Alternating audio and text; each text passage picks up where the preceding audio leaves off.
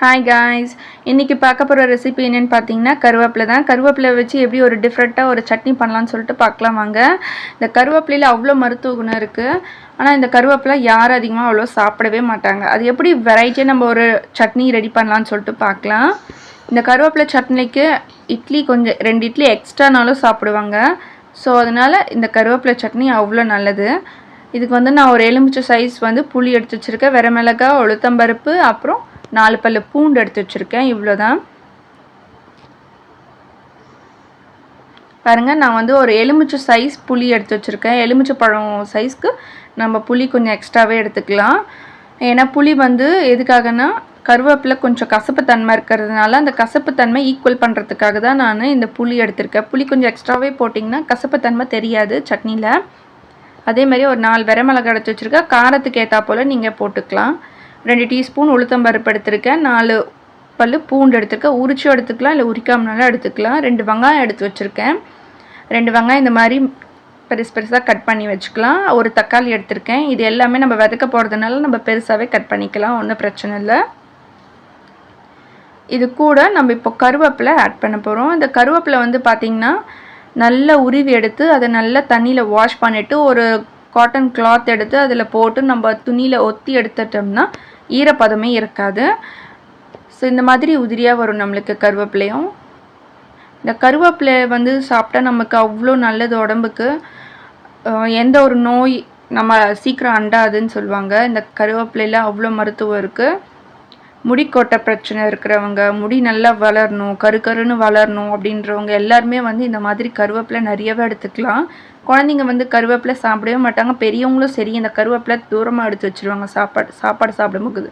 So அந்த மாதிரி இந்த கருவேப்பிலையை வந்து நம்ம எப்படி ஒரு சட்னியாக செஞ்சு கொடுத்தோம்னா அவ்வளோ கருவேப்பிலை நமக்குள்ளே போகுது. நம்ம உடம்புக்குள்ளே இவ்வளோ கருவேப்பிலை சத்து போகும்போது நமக்கு அவ்வளோ உடம்புக்கு நல்லது. வாரத்தில் ஒரு 2-3 முறையாச்சும் இந்த மாதிரி கருவேப்பிலை நம்ம சாப்பிட்டே ஆகணும். உடம்பு அவ்வளோ ஹெல்த்தியாக இருக்கும் நமக்கு. ஸோ அதனால் நான் இவ்வளோ கருவேப்பிலை எடுத்திருக்கேன். குழந்தைங்களும் இது வந்து கருவேப்பிலை சட்னி தானே தெரியாது. அந்த அளவுக்கு நம்ம டிஃப்ரெண்ட்டாக நம்ம செஞ்சு கொடுத்தோம்னா குழந்தைங்களும் இந்த மாதிரி வாரத்தில் ஒரு 2 வாட்டி கேட்டு விரும்பி சாப்பிடுவாங்க, எனக்கு இந்த சட்னி வேணும்னு சொல்லிட்டு. ஸோ அது வந்து பார்க்கவே கொஞ்சம் க்ரீனாக தான் இருக்கும், பட் டேஸ்ட்டு அட்டகாசமாக இருக்கும் சட்னி பார்த்திங்கன்னா. ஸோ இவ்வளோ தாங்க நம்ம டிஷ்ஷுக்கு தேவையான எல்லாமே. ஸோ இது எல்லாத்தையும் நம்ம என்ன பண்ண போகிறோம்னா கொஞ்சமாக கடாயில் எண்ணெய் விட்டு எல்லாத்தையும் வதக்கி எடுத்து வச்சுருக்க போகிறோம். லைட்டாக கோல்டன் ப்ரௌன் கலரில் நம்ம நல்லா எல்லாத்தையும் வதக்கி எடுத்து வச்சுக்கணும். இங்கே பாருங்கள், நான் ஆல்ரெடி இந்த மாதிரி கோல்டன் ப்ரௌனாக வதக்கி எடுத்து வச்சுருக்கேன். ஃபஸ்ட்டு எண்ணெய் ஊற்றி நம்ம இந்த மாதிரி உளுத்தம்பருப்பு, காஞ்ச மிளகாய், பூண்டு, அந்த புளி இதை 4த்தையும் ஒன்றா போட்டு வறுத்து கோல்டன் ப்ரௌன் கலரில் எடுத்து வச்சுருக்கேன். அதுக்கப்புறம் மறுபடியும் கொஞ்சம் எண்ணெய் விட்டு இந்த கருவேப்பிலையும் இந்த மாதிரி நல்லா பொரித்து வச்சுருக்கேன். ரொம்ப தீயவும் விடக்கூடாது. பருப்பு ரொம்ப தீஞ்சு போச்சுன்னா தீஞ்ச ஸ்மெல் வந்துடும், சட்னி நல்லா இருக்காது. அதுக்கப்புறம் ஒரு 2 துண்டு தேங்காய் எடுத்து வச்சுருக்கேன். தேங்காவும் நம்ம சட்னியில் ஆட் பண்ண போகிறோம்.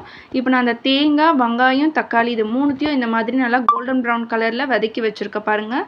இந்த மாதிரி வதக்கி வச்சுட்டு நம்ம ஆற வச்சு விட்டுடணும்.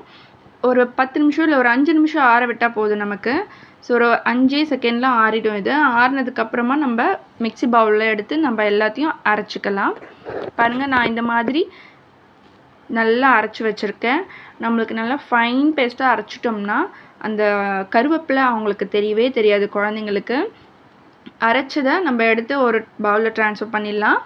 இந்த மாதிரி எடுத்து வச்சுட்டு நான் லைட்டாக கொஞ்சம் தண்ணி விட்டு ஆட் பண்ணிக்கிறேன். சட்னி வந்து ரொம்ப கட்டியாக இருந்தாலும் தொட்டு சாப்பிட பிடிக்காது குழந்தைங்களுக்கு. கொஞ்சம் இலக்காக இருந்தால் தான் அது வந்து சாப்பிடவே அவங்களுக்கு நல்லாயிருக்கும். ஸோ அதனால் கொஞ்சம் இலக்காக இருக்கணும் சட்னி. இதில் ஒரு சின்ன தாளிப்பு மட்டும் போட்டுக்கலாம். எண்ணெய் ஊற்றி கடுகு, பெருங்காயத்தூள் போட்டு ஒரு தாளிப்பு லைட்டாக மேலே போட்டுக்கலாம். அவ்வளோதான், சட்னி ரெடி. ஸோ இந்த மாதிரி இட்லிக்கு சைடிஷாக வச்சு சாப்பிட்டு பாருங்கள். சூப்பராக அட்டகாசமாக இருக்கும். உங்கள் குழந்தைங்களுக்கு கொடுத்து பாருங்கள்.